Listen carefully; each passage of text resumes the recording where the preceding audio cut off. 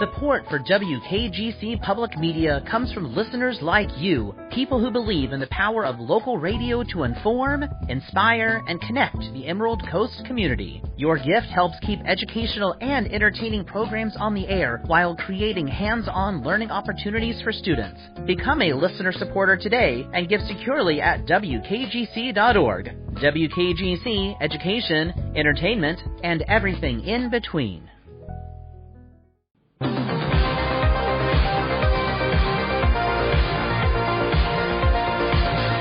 From WKGC Public Media, this is ReelTalk, the place where you can join the cinematic conversations frame by frame each week.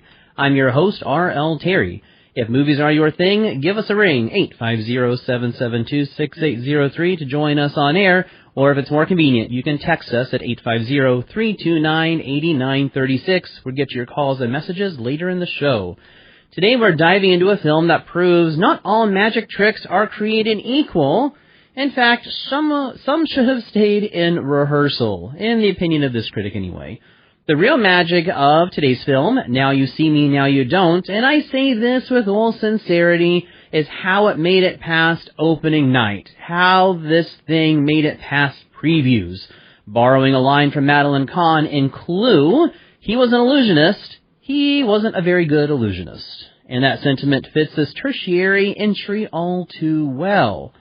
What should have been a clever caper bursting with sleight of hand and misdirection instead plays like a streaming movie that wandered into the multiplex by accident.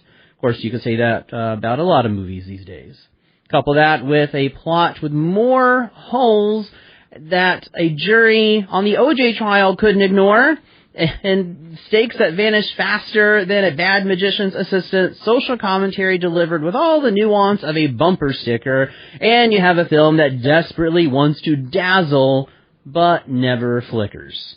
After the show today, perhaps you'll decide for yourself whether or not this card trick flopped, or whether or not this budding franchise might be running on fumes, or if this movie should, like any failed illusion, simply disappear.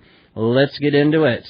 Since we ultimately have two generations of horsemen, two generations of magicians in this movie, it makes sense to approach it from two generational perspectives, hence my guest today. Joining me today is WKGC's morning cast, DJ Jax, whom you may know from his role on the morning show on Mondays, along with DJ Marmar, and which you can catch from 5 to 9, again, Monday through Friday. After listening to many cinematic conversations, as he also serves as a board op on this show, it seemed most fitting to invite him to appear on the show to talk about this movie. Welcome to the show, on this side of the mic, that is. Thank you very much. It's very, very cool to be here. So I'm very glad to have you on today. Thanks so much for accepting the invitation. And DJ Jax, since this is your first time on the show, one question I always have for my first-time guests is to share their favorite movies and why. So what are, say, 2 to 3 of your favorite movies, and why do they top your list? So it's very, very difficult to narrow them down to 2 to 3. There's so many. But first off, I'd have to say Catch Me If You Can. Excellent really movie. Yeah. Leonardo DiCaprio and Tom Hanks, really cool duo. Mm-hmm. And I just enjoyed the fun game of cat and mouse. It's like interesting from the very first moment to the end of it. Mm-hmm. It was very cool. Next up, I've got Dead Poet Society. Oh, what a wonderful choice, and rather surprising. And this is when my own stereotypes and biases are, with waving white flags because I surrender, because I would not have thought that someone of your generation would have selected that movie, and so I think it's a testament to how great cinema transcends generations, transcends decades, and will always be great cinema no matter when it was created. Yes, I agree with you. I think that movie in particular is a great example of that too. Just the message they have in that movie is, I mean, it's applicable then just like it's applicable now, just feeling lost and trying to figure out how to express yourself. Yeah, perhaps even some of the themes of the movie may feel more resonant now than perhaps they did when the movie first came out. Oh, definitely. So two excellent movies. Which, and listeners, I've not asked DJ Jax what he thought of today's movie. So I don't know if we're gonna have that's the highlight of the show today. Those two great motion pictures, or maybe he absolutely loved the movie, but we are going to find out here very shortly. So DJ Jax, for those that may not have seen the movie yet, what's it all about? Essentially, the movie focuses around a new generation of musicians who are teaming up with the Legacy Horsemen to expose a billionaire who's exploiting global finance and the diamond trade. Yeah, right there sounds like it might make for a good movie, because as I've said on the show before, simple plots, complex characters. Mm-hmm. You have a lot of movies nowadays that have rather complex, if the plot's even there at all. But that's the recipe for a great movie: simple plot, complex characters. And so what you just described, theoretically, should have set up for a good movie. And who knows, maybe I'm saying this this whole time, and you're like, dude, I really like this movie. We'll find out. We'll find out here shortly. But let's start with the big picture, DJ Jax. On the 20,000-foot level, what did you think of Now You See Me, Now You Don't? My first thought is it was about as cheesy as I thought it was going to be. Okay. But I still had a fun time watching it. Okay. Yeah. So cheesy but entertaining. A lot of things I'm sure we're going to get to soon enough kind of made it. Yeah. I don't know if it was fun because of what it was or if it was fun because of what it wasn't, if that makes sense. Well, I think, yes, I can see where you are going there. To me, I should preface this by, I like the first one. Mm-hmm. The one in 2013, certainly not, going to make my top 100 movies of all time list. Yeah, it may not even make the top 250. It may not even make 500. However, I do remember liking it. I also remember not liking the sequel. So I thought this tertiary installment, the third installment, might bring it up again, where the first one was, which is just a good, solid, fun popcorn movie. But with this one, looking at Now You See Me, Now You Don't, it feels like a magic trick without the magic.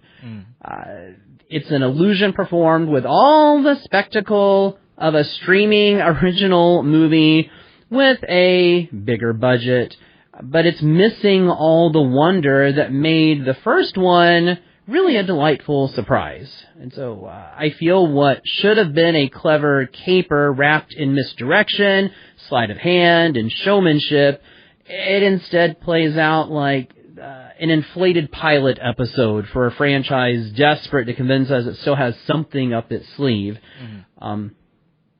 Before we get into some of the details of the movie, did you get that sense where it felt like it was launching your next original series on Netflix, or I'd say Hulu, but now Hulu's pretty much extinct because it's getting absorbed into Disney Plus, so we'll just call it Disney Plus now.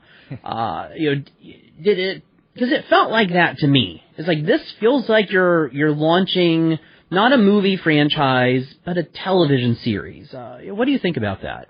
I definitely see your point there. It definitely, as soon as you said Netflix, it did feel a lot like a Netflix creation. Mm-hmm.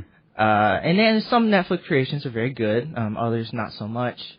So this is probably somewhere in the middle there. I think it's very surface level. Mm-hmm. And it doesn't really go deep. I see, and we'll get into this later, I see what the movie's trying to talk about. Yeah. I really do. And I think it is, timely and thoughtful. However, it just goes about it all wrong. And it feels like, we're really going to get into the nuance of its commentary later on. And who knows, maybe we are. There's, at the end of this movie, certainly hints at another one. Or maybe it is a backdoor into a streaming series somewhere. I think with the characters we have, definitely feels like material for that. And a lot of movies now, I don't know how often you go to the movies, DJ Jax, but a lot of movies, particularly the last few years, they feel like you belong on a streaming service. You don't belong at the movie theater. Do you feel that same way, or maybe your approach is different than mine, so you see it differently? What do you think about that? No, I definitely agree with you there. There's been a certain lack of in-depth movies as of late. Mm-hmm. I go to the movies semi-often, Okay. but usually just to see horror movies. Okay. It takes a lot. Which I approve of. Yeah. I used to go with my parents a lot, Okay. and they're kind of, of the mind, like, if they can watch it just as fun, or if they can have just as good a time watching it in their living room, then they're not going to go to the movies. Ah, okay. So they don't need that the kinetic energy that we can get when you're watching it with dozens or hundreds of other people. Yeah. Yeah, that's right. So when I got to the end of it, I was like, that's it. It was predictable, and it really felt like you're going for that Netflix original series. Before we get too much into the negative, I want to start with what I and a lot of other critics feel that it did really well, and I'm curious if you feel the same way, DJ Jax. That chateau sequence, it is being praised across the board. What did you think of this sequence of scenes? This is also where we get the cameo from Morgan Freeman. Mm-hmm. It was definitely entertaining. I will say it was visually impressive, and it was fun. It was one of the scenes in the movie where you had a little bit more action, a little more. Your heart rate gets up a little bit a couple times. But overall, I didn't think it was anything crazy, like nothing to write home about, in my opinion. I don't know. Okay, so I feel that I was a little bit more impressed by the chateau sequence, and because I found elements of that sequence truly spellbinding. I love the production design. I think it boasts some of the best production design I've seen all year. Every room, every corridor, it just feels drenched in shadow, light and shadow, smoke and mirrors, just like a magic show. And very clearly there was the watchful, meticulous eye of an artisan crafting the sequence. Sadly, aside from the technical achievement, the setting ultimately is little more than a backdrop to the action with its labyrinthine corridors. And I think in another movie, the chateau would have felt like a character in and of itself. Yeah. It's not given that room to breathe in here, but still a lot of fun. Really enjoyed, particularly the mirror sequence. I'm having difficult time reasoning the upside down room, although I've been on theme park attractions that do that. One that comes to mind is, and the name of the attraction escapes me, but it's at Phantasialand in Germany. It does that whole kind of upside down effect. In which you're not going upside down, but it feels like you are. So when I watched that corridor, it's like, that reminds me of that attraction at Phantasialand. But that's kind of where the highlights stop for me. Yeah. Is really at the chateau scene. Looking a little bit more closely at the writing or lack thereof in the movie. The plot's been criticized by many, including myself, for enormous logic gaps. There's so many logical gaps in this movie. Do you agree? And do you feel that these gaps of logic, and we're talking about beyond suspension of disbelief. This is gaps in logic beyond suspension of disbelief. DJ Jax, do you feel that they derail the illusion? Here we are talking about magic, talking about magicians. Do you feel that they derail the illusion that this whole film is trying to create? I would say it definitely takes away from it a little bit. There were several times that I was kind of taken out of it by a little bit of disbelief. It's like, how am I supposed to believe that this thing is happening? Yeah. In the way that they're, and then even when they come back and explain it, it's still like, that's not very satisfying. That wasn't enough of a payoff for that kind of illusion. Yeah, a lot of different plot devices, and it's how, even though they go through a couple of times. Probably the one that's the best example, and hardly any of this is spoilers, folks. Is virtually, I've not seen the trailer, but I imagine most of this is in the trailer, and it's like there's no way that you're watching this movie and not everything's being telegraphed to you from the very beginning.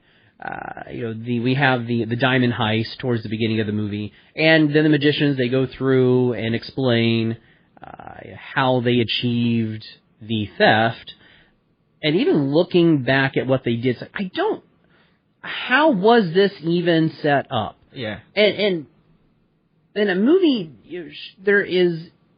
you can get away with anything if you set it up. If you acknowledge it, if you set it up in a movie, you can get away with virtually anything. That's one of the biggest problems here, is that the setup isn't believable in the slightest. Mm-hmm. Speaking of sleight of hand, it's not, I don't believe the setup. Therefore, there's no real payoff. Yeah. There's no real resolution, in my opinion.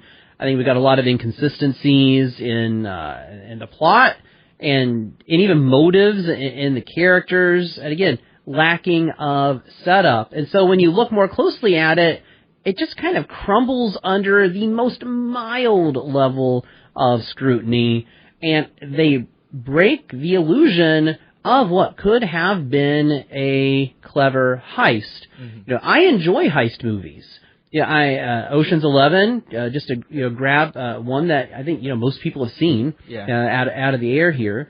I enjoy heist movies, and this I think could have done much better had it leaned a little more into that element. And of course, you have the message in here about the wealthy exploiting the poor, noble in theory. But it's executed with such superficiality that it just borders on parody. Like, this almost, maybe that's where it could have succeeded. Perhaps had it been more of a parody, then it may have been more enjoyable. Did you ever, in watching it, DJ Jax, did you ever think, are you trying to be a parody or a satire, or are you trying to be a serious movie? Did you ever think that? I never had that exact thought. There were definitely some moments where I think you're right, where it could have been maybe better off if it had been a parody. But it just kind of felt like they were skipping steps in the writing process. Just setting up these moments and then not really going into the explanation. And I don't even know, remember who the writers are off the top of my head, but I believe I remember seeing like 3 writing credits. And although I am more of a fan of the separate writer, separate director when it comes to movies, very few, and I've argued this before, very few can truly be a writer and a director, because that method often deprives the motion picture of the proper checks and balances a motion picture needs. So this one, we don't have that. However, we've got another problem, and that's too many writers in the room. So we got too many cooks in the kitchen, and it almost feels like there are bits and pieces from like 2 or 3 different Now You See Me, Now You Don't movies that have somehow coalesced in this cacophony that we saw on screen. Did you get that sense?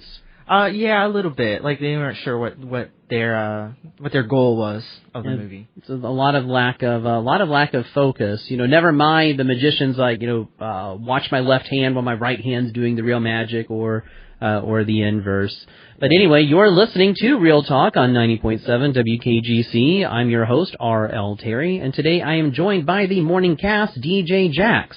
This hour we are reviewing Now You See Me, Now You Don't, now in cinemas nationwide. If movies are your thing, give us a ring, 850-772-6803 to join us on air, or you can text us at 850-329-8936.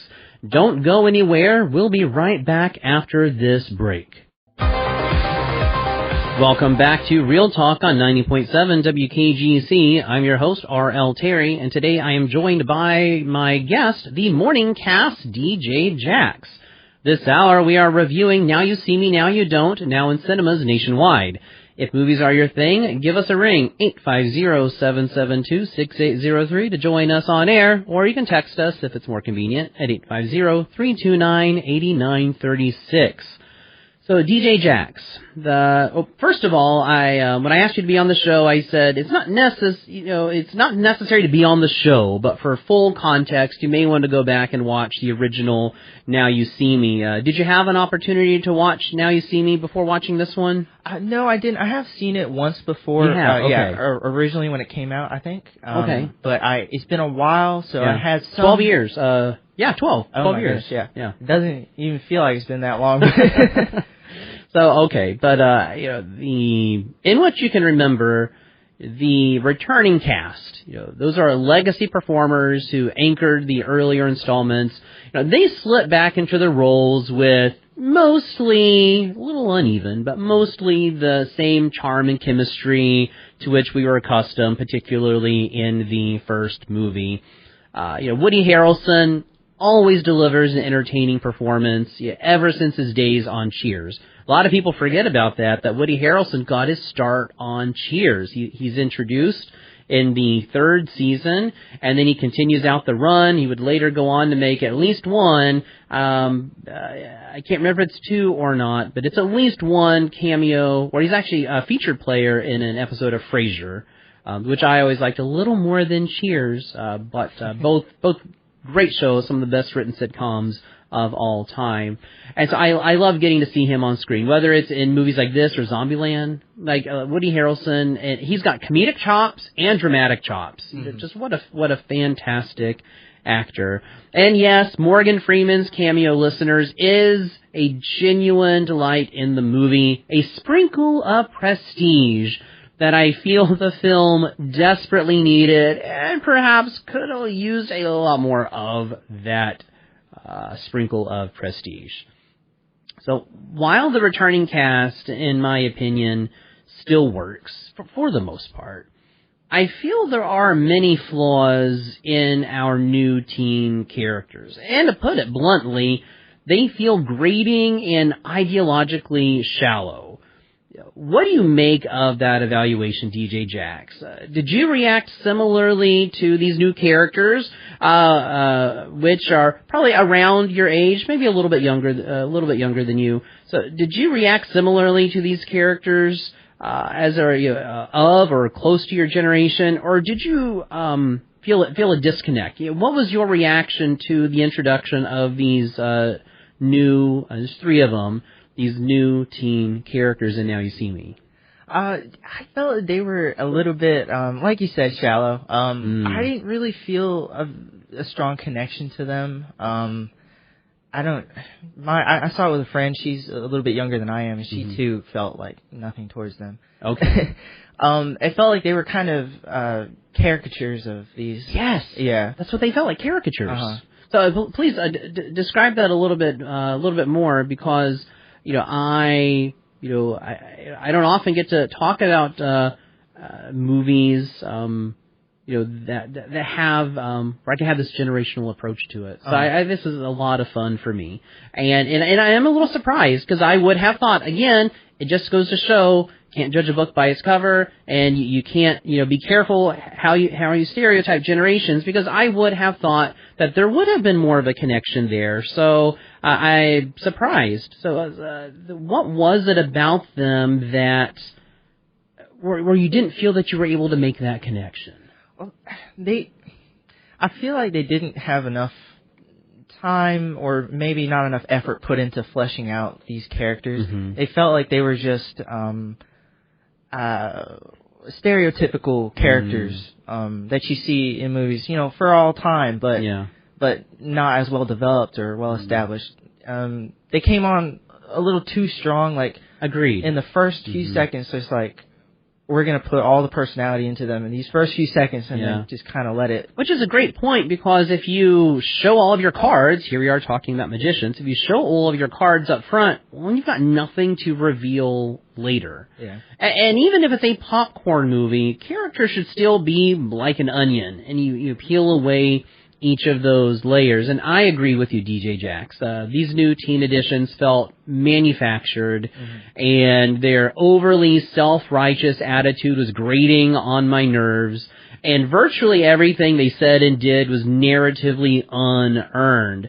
Their personalities are written as archetypes, as stereotypes, rather than real human characters, resulting in performances that lack any sense of freshness, and I feel it ultimately disrupts the whole ensemble dynamic that we have in the movie, because it's an ensemble cast, but boy, oh boy, it's a very large ensemble. It's so difficult for a writer or a director when you've got leads and chief supporting characters and that number to make sure that you can develop each of them, and they carry the same idea, which it's the same ideology that exists in movies, and it exists in real life.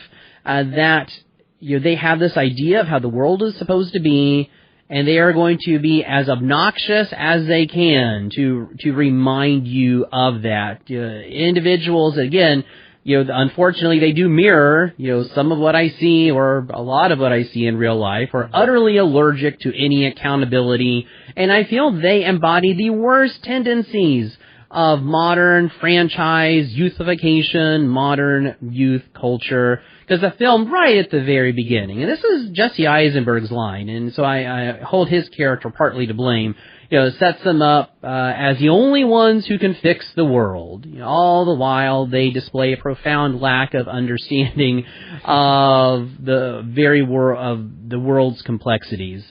So I find it to be a very toxic ideological cocktail.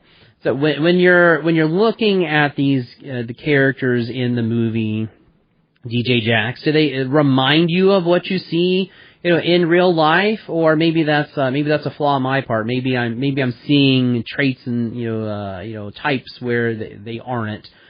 So what do you feel they reminded you of, like real individuals, or do they still felt incredibly manufactured? They still felt very manufactured to me. I definitely see some similarities. I mean, everybody knows somebody who's like this person, you know. But I don't know. It just felt like it almost felt like they just were trying to. They just didn't put enough work into it. Like, I think a lot of young people who might be like that, they will see a caricature of themselves, but it's not that simple. It's like they took the worst things and they threw it into a character, and then, but there was no, I don't know, it felt a little unrealistic to me. So if you were to remove them from the movie, I think it still pretty much plays out the same way. So it also goes to show that regardless of, their characters' personalities and what they think, regardless of all of that, you could just remove the characters entirely, and the movie pretty much plays out the same way. I can think of very little, except if you want to call it a twist at the end, except for that. There's just so little would be changed. Do you think that you could remove them, and at least largely anyway, 75% plus, do you think you're left with the same movie? Yeah, essentially, I would say so. Yeah, so maybe if we had just had our Four Horsemen, particularly because the first one's 2013, the second one was either 14 or 15, or it might have been 16. So, but whatever the case, it's been 10, 11 years since we've seen them. Maybe they should have just come back just them, and then in the next movie, should there be one, then we introduce other characters. I think it was, there's a lot going on. This movie was trying to accomplish way too much. In my review, I characterized the film as falling prey to the, quote, youthification of movies, and by extension, TV. What does this film, and others like it, and you can include some TV shows in there as well, say about Hollywood's current generational messaging? I think there's this big idea that young people, I don't know if this is Hollywood pushing this narrative or if this is how younger people feel. I think it's a mixture of two, but that they've got to, stand up to authority, be different, and it's just, it's too much of, I hate to keep using the same word, but like a caricature. Yeah. But I think that word, summarizes it up, pretty well. Yeah, it's not much substance to it, and I don't know if it's 100% accurate. Mm-hmm. It's a little. I don't know. You get tired of hearing about it so much. When people are doing something like on social media, you see trends and things, and then when the corporate world or Hollywood world then adopts those trends and tries to make money off of it, basically, it feels very fake. It feels more fake than when they're just doing it genuinely. Which is funny because there's, I think you guys talked about this on the morning cast. I think it was when DJ Marmar was with DJ Rosethorns talking about this kind of reemergence or trend to capture more authenticity because so much has been fake. But then the point you just said, which I think is fascinating, is that the writers and the directors, or it's usually directors and executive producers, take these ideas and then they remanufacture them, and then as we're according to the conversation they have in the morning show, as there's this trend to be more authentic, it's also we're getting a lot more facades, and it just feels like you said, it feels fake. I feel this movie exemplifies an industry trend where younger characters are propped up as moral and intellectual saviors, often without depth or nuance, which you also said, that just everything was like way up front, came on way too strong, and it leaves little room for nuance. And I feel this type of messaging oversimplifies generational dynamics and panders rather than explores. A lot of films I've negatively critiqued as feeling incredibly pandering. In that they flatten complex themes. The themes they're dealing with, they're real world themes. Like they should feel more compelling than they play out in the movie, and they flatten these complex themes into these easily digestible stereotypes. You were talking about caricatures and stereotypes, and this movie is just a product of that, and through it just renders any type of thoughtful conversation the movie was trying to have. It almost renders it a moot point. So did any of the intellectual, cerebral, social components in the movie, did they feel compelling to you at all? Because I imagine you registered, this is what they're trying to do, but did it ever feel compelling? Sounds like maybe a little... Maybe a little bit. Okay, please explain. Okay, well, at the beginning of the movie, like we said, they kind of came on strong. I guess I did feel a little bit like the goals of the new characters, the new generation, they were clear enough where I could kind of relate to it. Okay. They're these people that... So there is some relatability there. Yeah, yeah. Thinking back on it now, it's like just of what they're trying to do. They're trying to exist in this world. They're the new people on the street, and they're talented people, and they want to prove themselves. But that being said, I don't know. I just feel like a lot of the emotional moments in the movie were not very emotional. Yeah. And almost, I don't want to say they were random, but it felt like there wasn't enough setup to get the reaction that I was meant to have. Shoehorned in there, perhaps. Yeah, definitely. We're talking about the I guess it's attempt at thoughtful social commentary here on wealth and power, and talk about the exploitation of the poor and the diamond trade. So a lot of there's some really good material there, but it feels like the movie misses that mark. It touches on it. I can see what it's trying to do, but it's lacking the substance behind it. The bones are there. They may be weak bones, but the bones are there, but there's no muscle on those bones. What makes this message feel so superficial is that it doesn't go deep when it could have.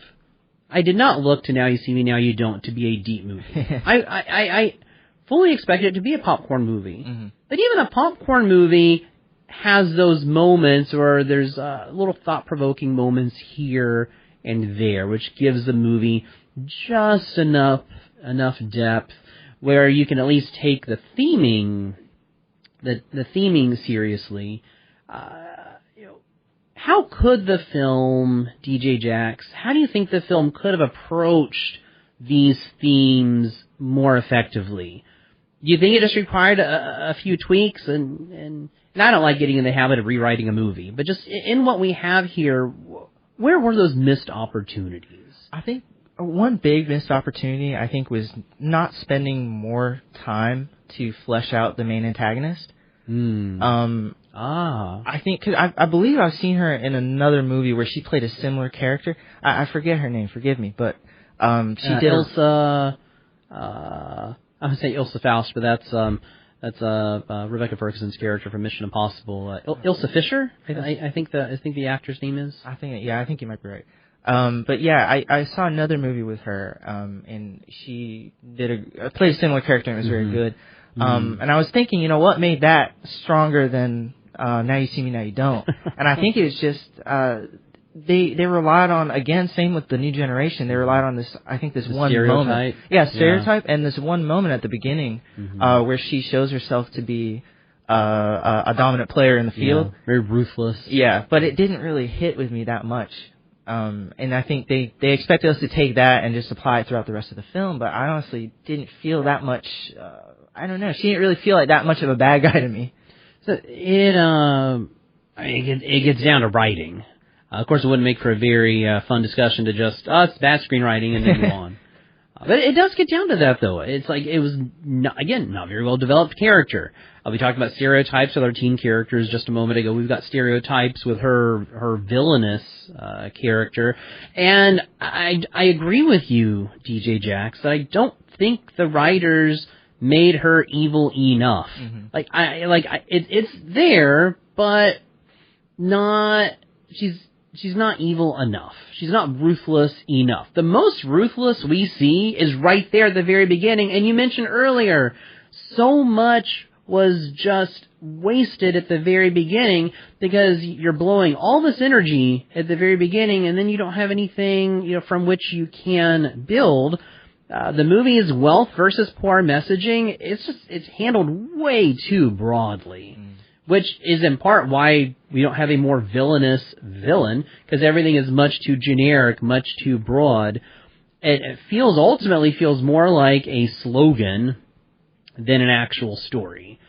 Instead of weaving the commentary naturally into character motivations or plot sequences, the film delivers clunky sequences, surface-level statements, and it just feels detached. The themes and the subtext feel detached from the overall narrative and can contribute to the lack of real stakes. Because had they not been successful, I don't really know what was really lost. Like, what did they actually accomplish? Because your character, the stakes need to be high. If the character fails, the world blows up. Yeah. It's an extreme illustration, but for illustrative purposes. Like, your stakes should be really high. Your characters fail, something really bad happens. If these characters failed, what really would happen? What's the worst that would happen? I don't know. What did they really accomplish? Yeah. There are a couple plot points. I don't want to spoil anything, but there are a couple moments where I felt like that thing that just happened should have been a huge motivation for the characters, but they kind of just skipped over it. Yeah, and there wasn't really anything to it. So yeah, I felt like the stakes. I feel like the characters didn't have enough of a reason, enough conviction to do what they were doing. Yeah, I mean, we have an external goal, which is more than I can say for some movies. We have apprehend the villain. So, actually, it's return the diamond to its rightful owner, which includes the apprehension of the villain. But if you don't do that, what happens? I don't think a whole lot changes. in the grand scheme of things. But we will continue this discussion when we come back. You're listening to Real Talk on 90.7 WKGC. I'm your host, R.L. Terry, and today I am joined by the morning cast, DJ Jax. This hour we are reviewing Now You See Me, Now You Don't, now in cinemas nationwide. If movies are your thing, give us a ring, 850-772-6803 to join us on air, or if it's more convenient, you can text us at 850-329-8936. Don't go anywhere, listeners. We'll be right back after this break.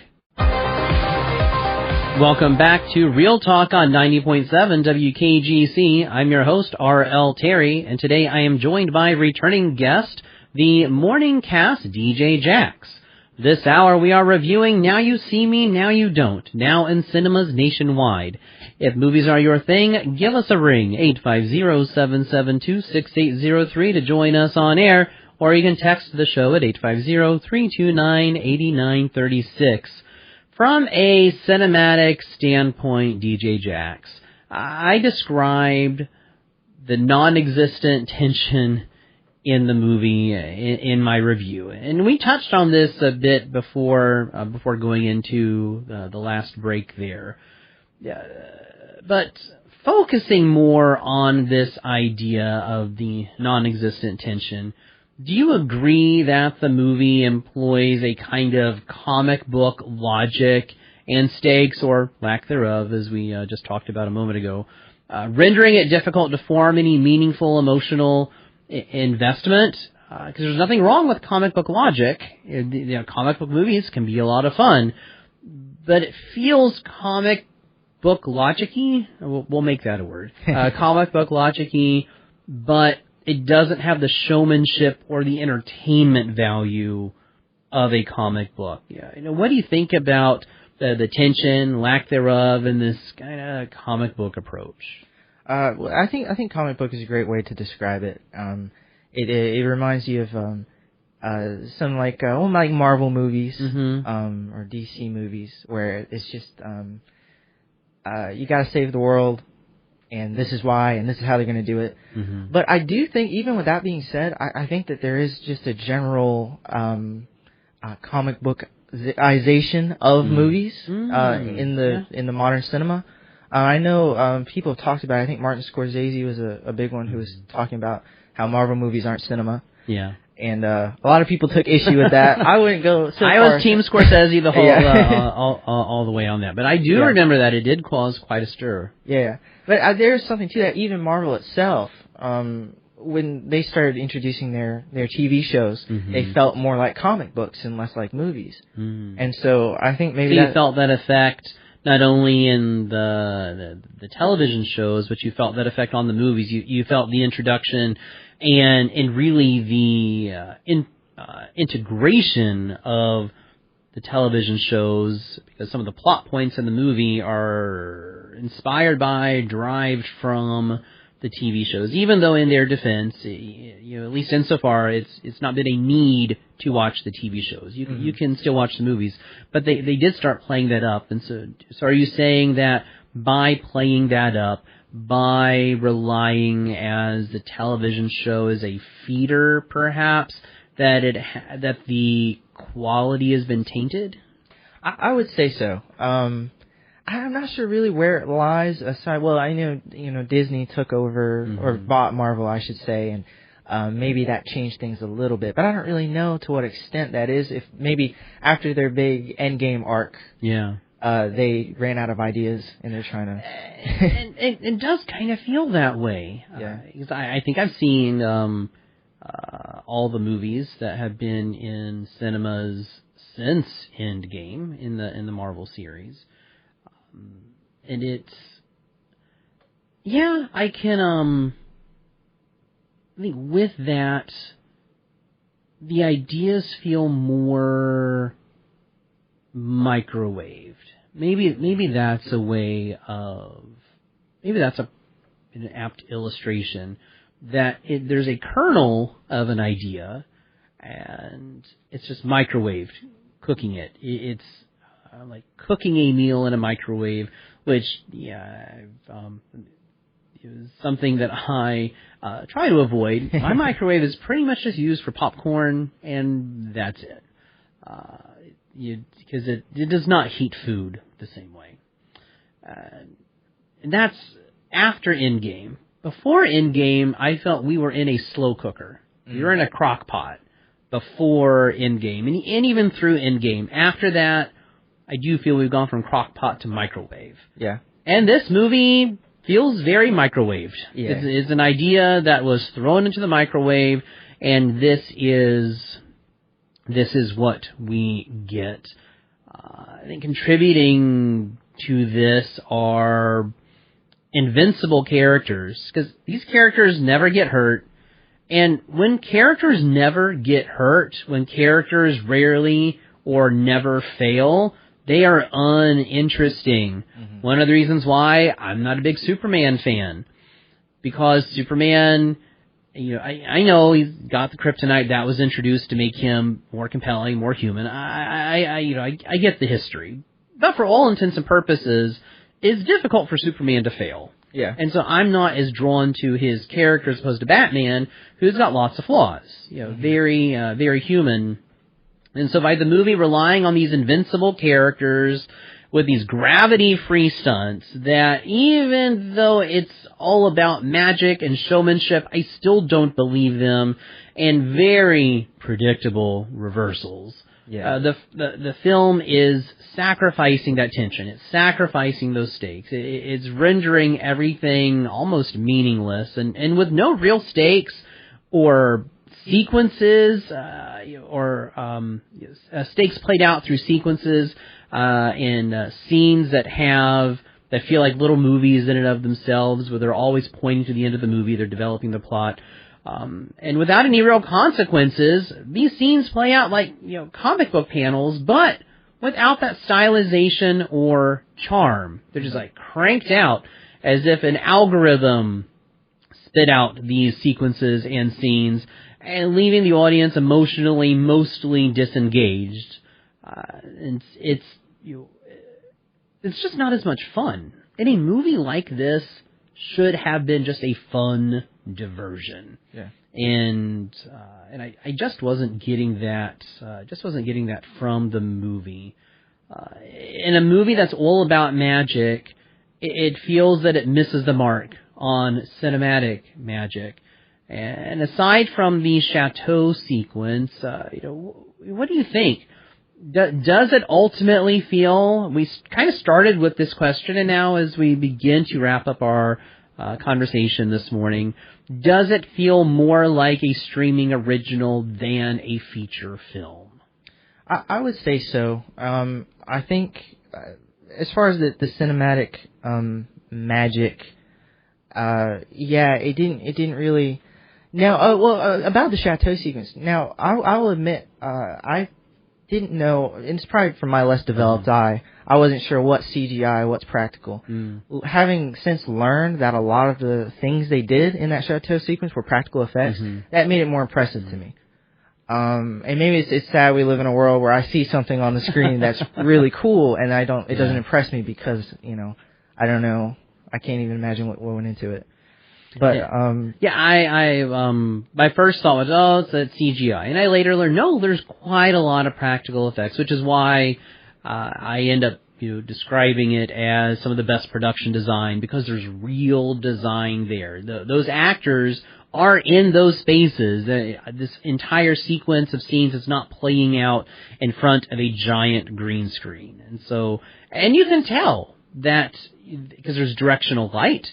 You can see where the gravity is affecting what they're doing, and so that's in part why it was a lot of fun. Yeah. It's a shame that it was kind of in the first act of the movie, and there wasn't anything later on in the movie to balance that out. But I do like that we have that standout sequence, and I hope it gets an Oscar nod. I don't know if it's, I don't know if I'd put it up for winning the Oscar, because we still got a couple, I guess a month and a half more of movies, but I do think it does deserve a nomination for the production design.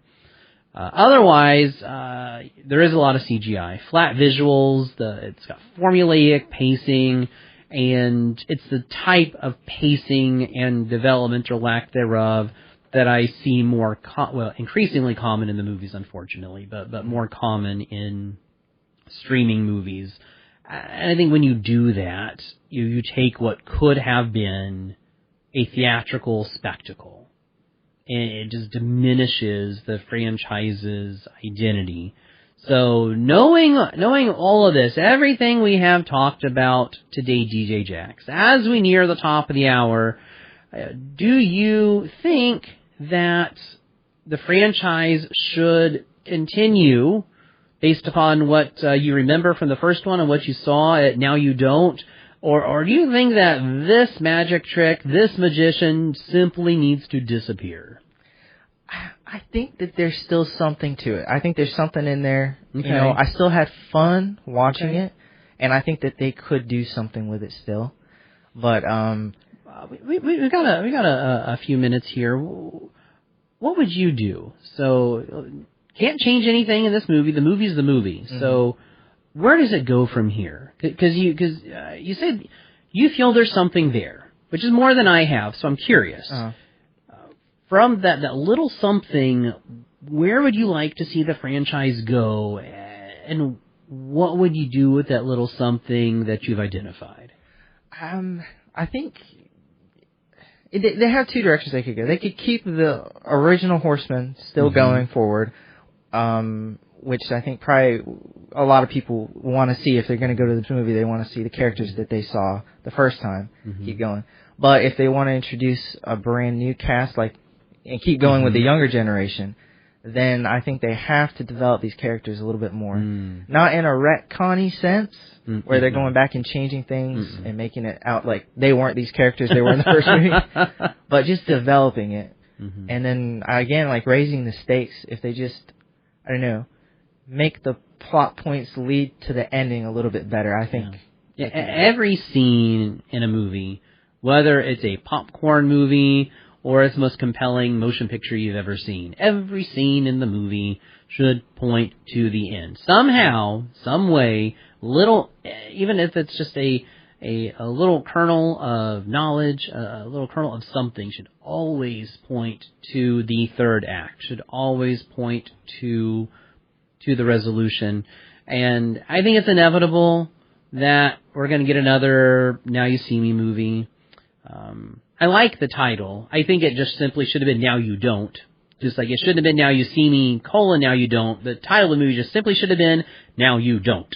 Because it makes sense. First movie is Now You See Me, and then this one is Now You Don't. I agree that at least for one more movie, we should still have the original Horsemen. And in whatever the events are of that movie, I suppose you could transition to just relying upon these, or maybe a horseman dies. Somebody needs to die. Yeah. One of the original, and they, eventually that just has to happen in a series, and I don't know whom, but that would, if there was a big failure, it would, with this group, that in and of itself could raise the stakes. I'd like to see in future installments where the characters, particularly our newest ones, aren't invincible. They're not all-knowing. They fail. They get hurt. They screw up. They learn they are wrong. And, fill in the blank, whatever we're talking about in the movie at the time, they learn, I suppose I was a bit too arrogant, a bit too prideful to admit when I was wrong. Something that would give them more human dimension. But as we are nearly at the top of the hour, DJ Jax, I'd be remiss not to touch on anything that you felt we missed in our discussion today. So is there anything else in the movie that you'd like to spotlight? Well, not particularly. I will say, Woody Harrelson. You mentioned him before. He was definitely, I'd say, probably the best part about the movie. Thinking back to the first movie, I remember thinking at that time that it was also cheesy. I think I'm in the minority here where I didn't enjoy it so much, but watching this one, even I still felt this sense of nostalgia for these characters coming back. And I don't know, they just have... You can see the difference between these more seasoned actors and the younger actors where they can just command the screen. Yeah. And I think Woody Harrelson is probably one of the best examples of that. Maybe Jesse Eisenberg too, to a certain extent. Yeah. Harrelson definitely my favorite part of the movie.